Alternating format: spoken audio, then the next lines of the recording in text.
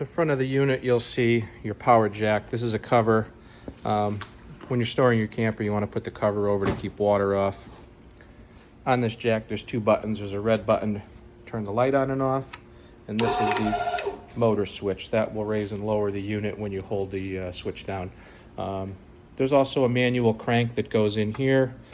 The battery's dead. You can operate that jack manually.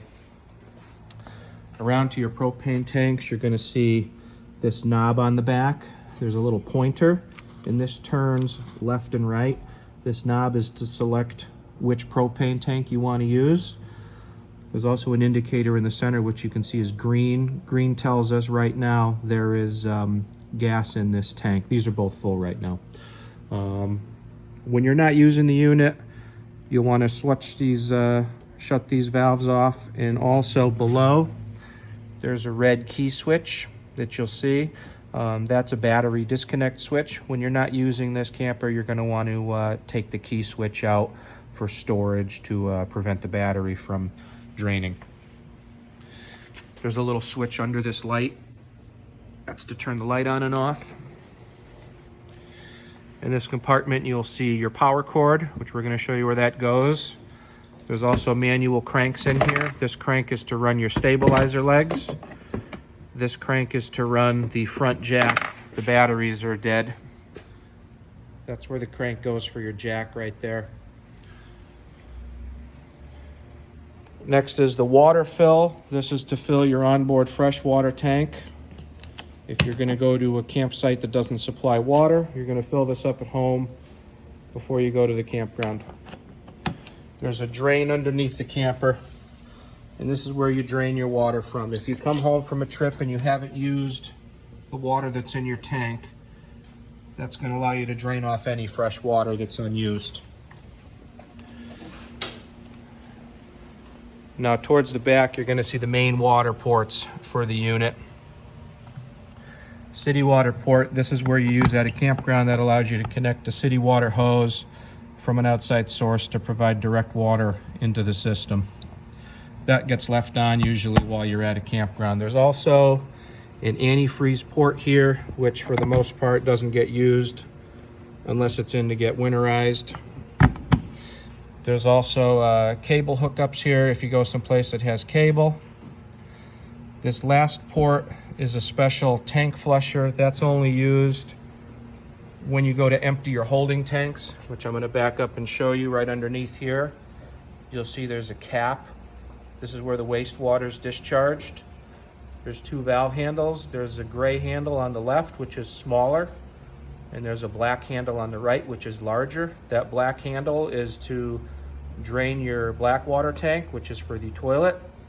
And when you empty your black water tank, that's when you want to hook your hose up to this tank flusher port here and let it run for a minute or two. And what that does is rinse out the inside of your holding tank so that it's clean before you go and store the unit. This is the outside shower connection, and this is where your electric cord goes in. We use a special cord here at the shop. You're going to use the 25-foot cord that is supplied with your unit to provide power. Now this access door is for the water heater. We're going to open this. I just want to show you what's in here. This is controlled from the inside, but I do want to point out there's a drain plug in the bottom. This unscrews during winterization and to drain off the water tank.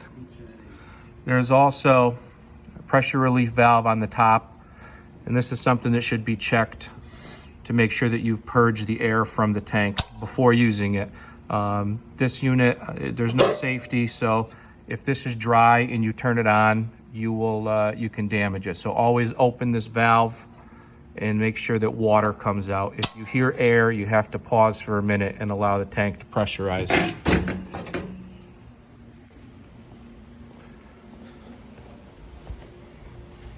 On the back of the unit, this is the service panel for the refrigerator. If you have to get in to do maintenance or cleaning, that's where that's done. On top is your backup camera. That's already set to go. On this side of the unit, you're going to see the There's a little flap in here, and you can see that this opens and closes. This is for the stove. If you're going to cook inside the unit, you have to make sure this flap is open. Otherwise, you're going to want to lock it shut when you're driving down the road. There's also a furnace vent. You've got an outlet over here. There's also a cable hookup, and there's a TV mount. You can remove the inside TV, carry it outside, and so you can watch TV outside. It hooks right up into that bracket. There's also a black rail. This is used for the griddle and the table. And if you go to your front compartment here, you're going to see the table. And these are the parts for your griddle that go onto that rail. Also in here is your bike rack that goes on the ladder. And if you go right underneath the unit, you're going to see LP disconnect. This is the propane tap for your griddle. That's where you hook up the griddle and you can get it to feed from your gas supply. I'm going to back up so you can see the awning for a second. This awning's fully extended right now, and this is in the level position. This is really good for sun. If you're going to have light rain, you do have to lower this down for drainage. If it's windy, stormy, this is something you have to close. These don't hold up in storms. Just be careful with them.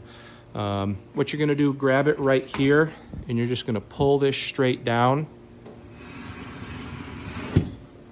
All right, and then you tighten this knob right here.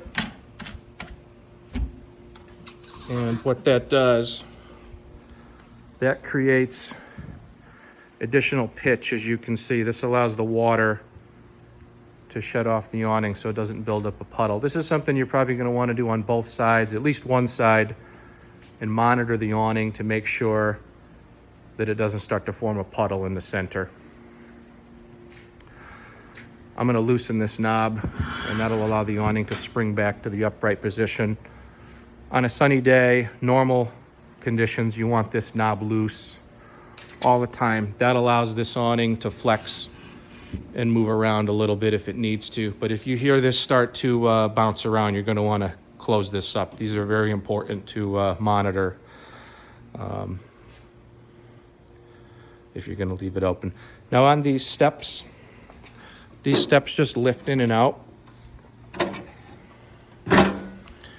There's a lock here, so when you go to lower it, you have to open this, lower this down. By the way, when you do this, make sure your door's opened all the way. Otherwise, it can scrape over here. So make sure the door is opened all the way. And the first time you go to close the door, you want to check down here that there's adequate clearance and it's not scraping. Okay? If the step is up too high, it's going to scrape. And if that's the case, there's a pin right here. So you can push it in and out. And that allows this leg to extend or retract the foot. So you can lower the step so that the door doesn't scrape when the door opens and closes. Once it's set and you checked it the first time, you could leave it there. All right, when you first walk in, you're going to see the main monitor panel. So this controls several functions on the unit. You're going to see some light switches on the left here, interior light, porch light, awning light. And by the way, a lot of these lights have buttons in the center too. So along with the main switch, you can also shut them on and off manually. Up here, these little buttons, these are to see the water level in your holding tanks. If you want to check your fresh water, for example, you push fresh and you're going to see the LEDs read up here. Empty, 1/3, 2/3 full. When all four lights come on, that tells you your tank is full.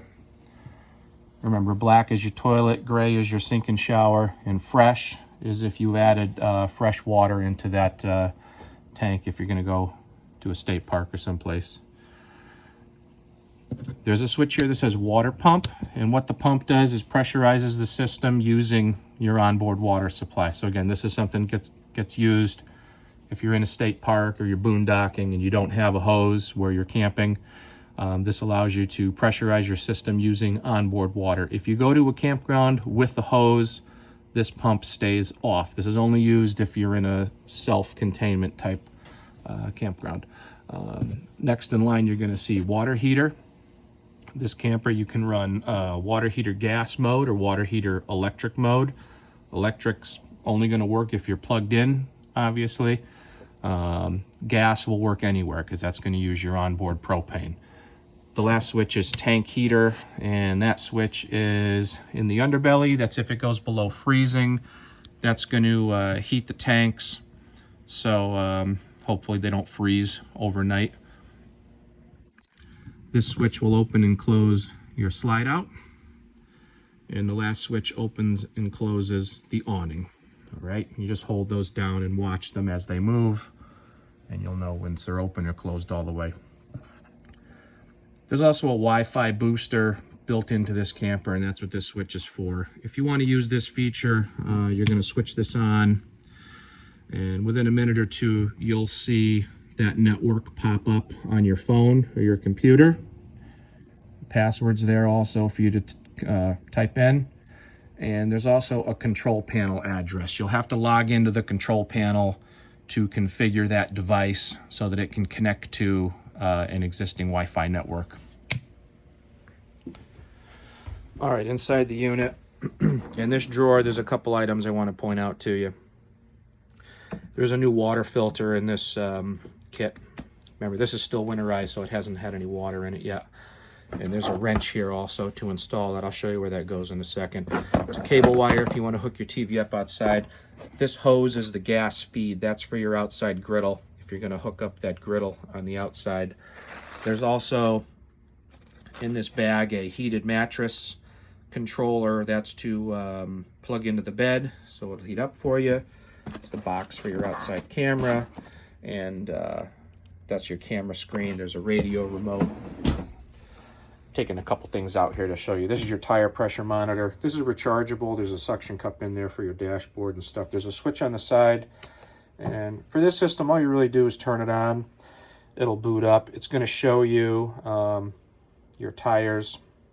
Now you have to actually be driving for this to work. It's not going to give us a reading right now, but this would typically show you temperature and pressure on the display there, and it would show you you know, the temperature and pressure in your tires. In this pack's all the paperwork for the appliances, the instructions manuals for everything inside the unit. Show you how to light the stove. So this is in the storage position. You're going to want to open this up anytime you're using the stove. Also, remember, open the flap on the outside and turn this fan on. You need to have exhaust whenever you're using this inside a small space here. So on the knobs, you're going to see there's a light position. I'm just going to turn all of these on for demonstration. And right now the gas is flowing, so you're going to want to hit that spark button. And you just hold that down until the burner's light. Once they lit, you know, you can lower them. Again, I just did all three just to show you. I want to show you the oven. There is an extra step. On this oven knob, you're going to turn this to where there's a little dot. It actually says pilot on. I don't know if it'll show up there, but you line that up. You're going to want to hold this knob down.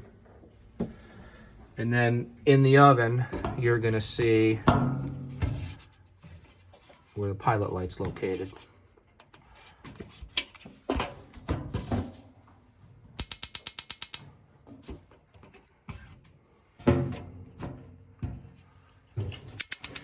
This may take a few seconds to start.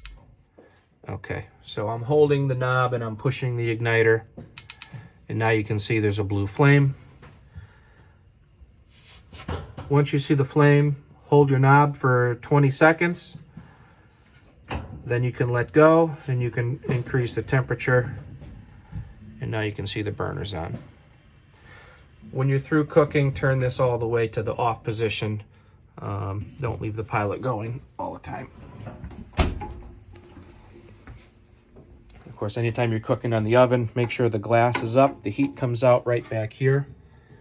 Don't leave anything there that will be damaged if it gets hot. Over here is your TV.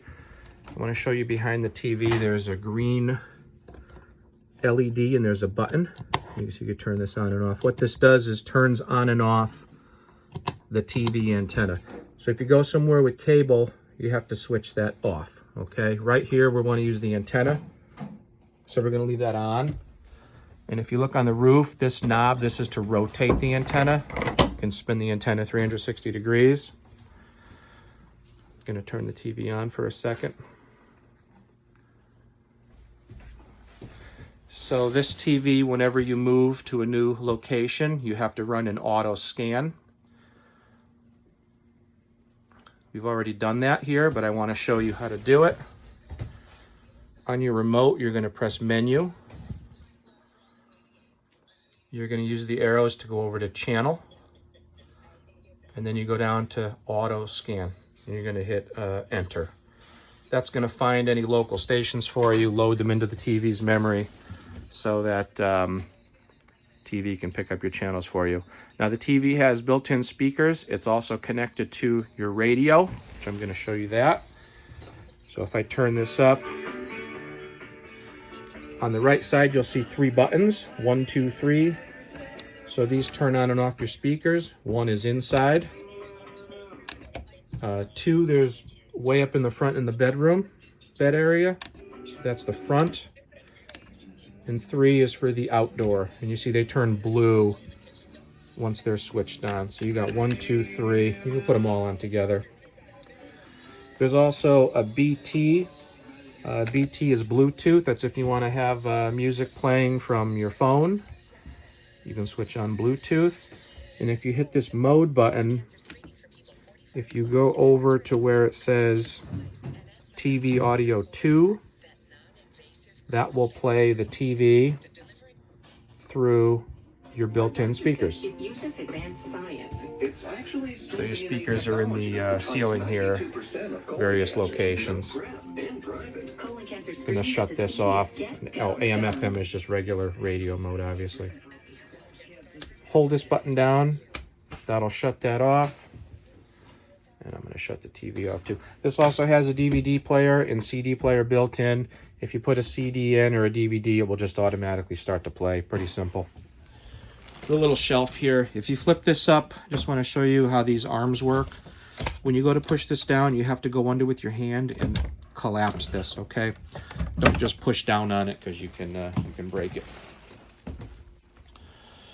Okay, on the side of the bed, I'm just going to point out there is 12-volt port, USB ports, and 110 ports. There's also one more outlet, kind of hidden, but it's on the side of the bed over there. Okay.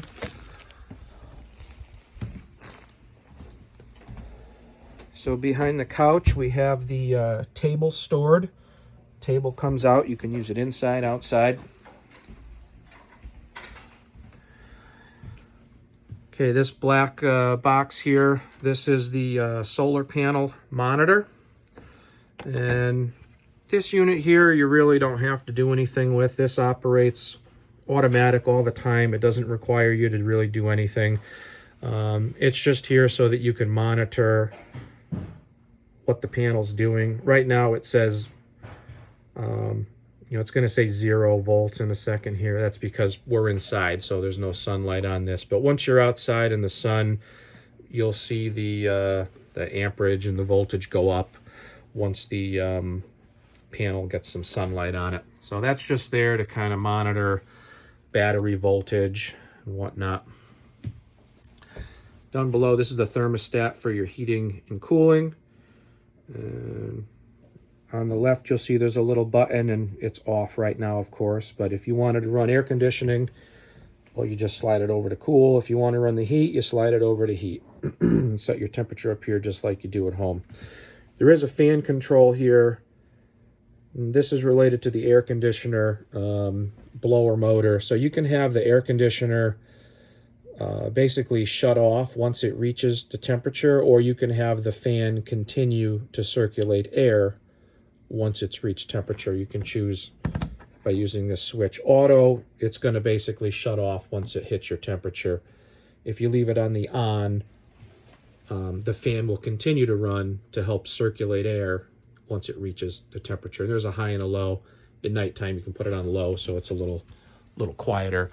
Now on the air conditioning unit itself, on a really hot day, there's extra vents, and these you just slide open, and this sends the air directly out of the unit where it's the coldest. This is to help get the interior cooled down so it's nice and cool. All right, down here is the propane leak detector and carbon monoxide alarm. This is hardwired. The green light's on. That's going to run all the time. Inside here are your fuses and circuit breakers. There's labels. Tells you what everything is. This is also the battery charger. So anytime you're plugged in, this is actually going to recharge the battery for you. Anytime the battery gets too low, you might hear this detector beep at you. And that's gonna just a warning that your battery's low. You'll see the light flash. There's also a smoke detector up here as well. This smoke detector takes a regular battery. So again, when that gets low, it's gonna beep at you. If those alarms go off, you need to shut your gas down and figure out what's going on. To open this fridge, these handles, these are also locks. So this handle, you can see it has to tilt before you pull open the door, and that unlocks the door. Now this is turned off right now, but if you look up top, you're going to see the buttons. The first switch says on off, so you're just going to turn that to on, and the light comes on, and you should see that auto light up here also indicate. If you don't see the auto light, just tap this second button until you see the auto light come on. Auto means this is going to first try to start using electric. So right now, you know, if you have the camper plugged in, it's running on electric. But if you don't have electric, or if you lose power, auto means it'll automatically go to gas, so you don't have to come in and do anything special. It knows to go to gas by itself. You can manually switch it to gas, and that's what the button is here for, but really just leave it on auto, and you should allow the fridge to decide what it needs to do to stay running. There's a couple clips in here too. These are vent clips. This basically clips onto the door, and this is just a spacer. This holds the door open just a little bit when you're storing the unit. That's to keep ventilation so it doesn't get mildew inside or anything like that. There's a check light up here. If that check light comes on, it means the fridge is not running, and at that point you're going to have to manually shut it off and turn it back on and try it a second try. Sometimes these refrigerators, they don't start on the first try. You may have to try it once or twice. And then, you know, with this refrigerator, you have to wait 4 to 6 hours for it to cool down. It's not something you're going to see a instant cooling on. So make sure you turn it on and check it in a couple hours. If you check the freezer compartment, you should feel some frost on the back wall, and that'll kind of tell you it's running. The bathroom, there's a light switch, so this turns on and off the lights. Up here, so this crank, this opens the vent lid, and these buttons turn on the vent fan, okay? This has a cover over it from the factory, so this can stay open even if it's raining. You can leave this open and use it for ventilation if you have to.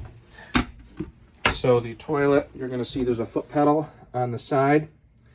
This foot pedal has 2 positions.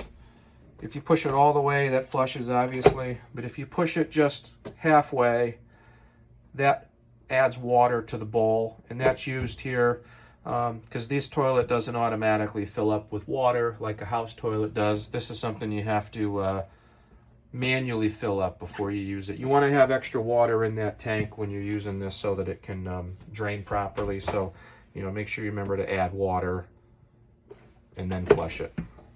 All right, in the shower, you're going to see this water saver valve, which is this little black, or this little silver lever here goes up and down. This is used if you're boondocking or if you're dry camping where you don't have a hose. So if you have water in your tank, limited supply of water, and you know, so your pump is on, before you get in to take a shower, what you would do is you flip this up first, then you turn on the hot side, and you're going to wait 30 seconds for this to change color. This is going to change from blue to white. Once it's white, that tells you your hot water is here. And when you flip this down, then you will get instant hot water from the shower head. And this is to prevent you from wasting otherwise cold water just down the drain while you're waiting to step into the shower. This just recirculates that hot water until it's comfortable to get into. Now, if you go to a campground and you have a hose and you're hooked up to permanent water, this stays in the down position, which is just the normal position. So this is something that you only use when you're dry camping or you're running off your internal supply of water. There's also here a ground fault outlet, and in the RVs this is connected to other plugs inside. So if you end up with a situation where one of the plugs isn't working, you may have to check this in order to reset it. And in this cabinet there is a blocker panel installed, but behind this, might be a little dark in there, but this is where the water filter is located. Water filter is optional. Again, it's in the drawer. They give you a new one when the camper's built. It's something you can install if you'd like to filter any of your incoming water.